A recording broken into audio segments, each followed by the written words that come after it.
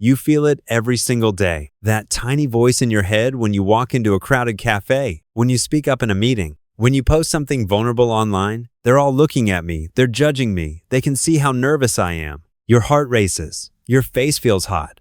You replay the moment for hours afterward, but almost no one else noticed. And even if they did, they forgot about it in seconds. This isn't just overthinking. This is the ultimate evolutionary mismatch. 40,000 years ago, your Neanderthal cousins lived in tiny bands, often just 15 to 30 people. In a world that small, reputation wasn't a nice to have. It was life or death. One awkward hunt, one failed tool, one moment where you looked weak or strange, and the group might push you to the edge of the fire, away from protection, away from food, away from mates. In that environment, assuming everyone is watching me wasn't paranoia. It was smart. It kept you alive. Neanderthals evolved an intense social radar, a brain wired for hyper-vigilance in tiny, tight-knit groups where every pair of eyes could mean acceptance or exile. And here's the twist that still affects you today. When early modern humans met Neanderthals and interbred, we carried away 1 to 2% of their DNA. That ancient code is still inside most of us, outside Africa. Some of those Neanderthal variants influence how our brains handle social fear,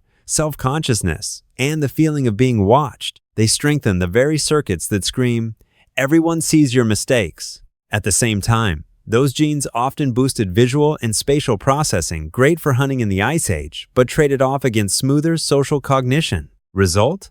A brain that sometimes feels more self-focused and assumes others are paying far more attention than they actually are. Your ancestors needed that spotlight sensitivity to survive in a band of 20. But you live in a world of 8 billion strangers. You walk into an office with 50 people, and your Neanderthal influence brain acts like it's a tribe of 15, where one wrong move could get you banished forever. You hesitate to speak in a Zoom call because ancient software whispers, "They'll all remember this forever." You obsess over a minor social slip because, deep down, your genes still think reputation in a tiny group equals survival. This is the ultimate evolutionary mismatch. The same instincts that helped Neanderthals navigate a harsh, small world now make modern life feel unnecessarily harsh and exposed. You're not broken. You're not overly sensitive for no reason. You're carrying a powerful survival tool from 40,000 years ago that simply hasn't been updated for the world you actually live in. The good news? Once you see the mismatch clearly, you can start to override it. Next time that spotlight feeling hits when you think everyone noticed your awkward comment or your bad hair day, remember this. Your brain is running ancient Neanderthal code, but the audience isn't a tiny tribe judging your worth for survival. They're just people,